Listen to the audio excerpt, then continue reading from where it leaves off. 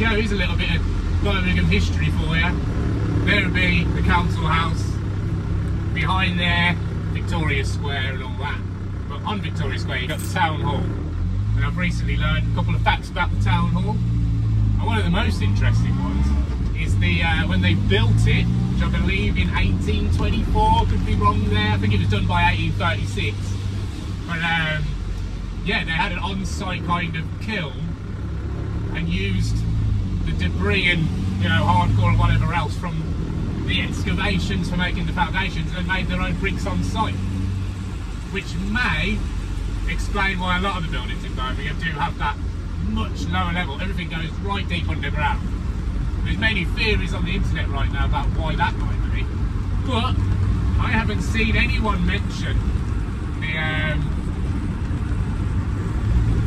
kilns that were brought to site when making a building in the early 19th, maybe the early 20th century, who knows. But yeah, that's pretty cool, isn't it? There's another cool fort when we get there. But here's the Queen's Way. I believe all of this was pretty much opened around 1972, along with Spaghetti Junction, where this road directly leads if you get onto the A38M, which is a bit of a kind of, it's a motorway, but it's 60, and it's a bit of a smart motorway. If you go back in the old videos, you'll see some bits on this. We've done quite a bit on Spaghetti Junction and its history and whereabouts.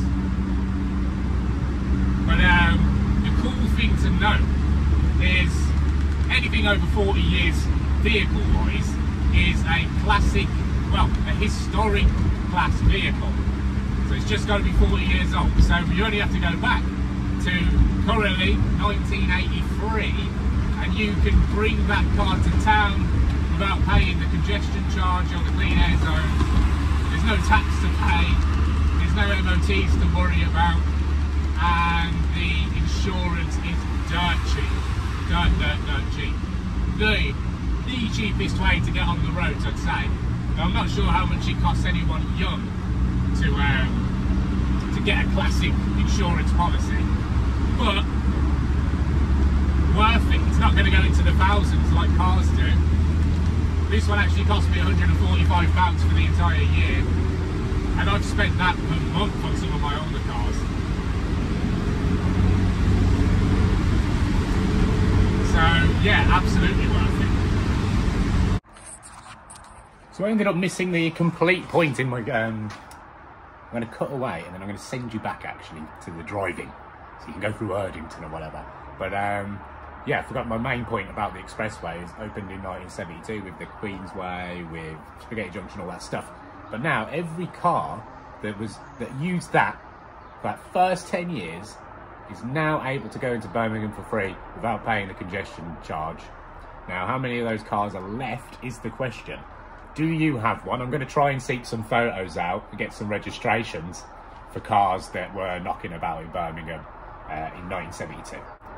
And then we want to find out, yeah. And then, yeah, it'd be nice to get some of these old cars back to Birmingham to go straight in through the congestion zone, have a look at all the history and that in a little parade, and then bugger off back where you came from. Frustrated with how long it takes me to come to a conclusion when it comes to fixing and diagnosing this vehicle.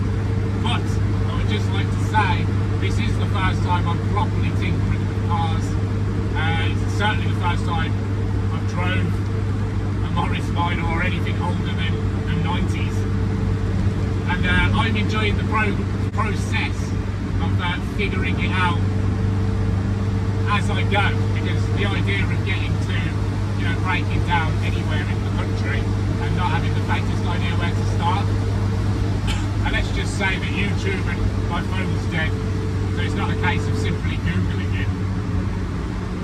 But I do like to try and fault find myself, and I've got my own ways, and not I want to call them techniques, but definitely ways of how I like to slowly take away options and work my way down to a few, and then hopefully common sense kicks in and we'll figure it out. But yeah, apologies if it is frustrating to watch, but you should be watching this in the mindset of, imagine yourself, if you are an older fella, imagine yourself cracking on with these cars back in the day for the first time.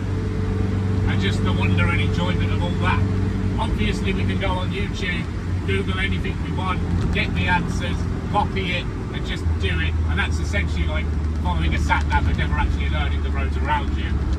So cool, you can achieve it and do it, but it's nice to figure out what needs doing with my brain box and do a bit of thinking.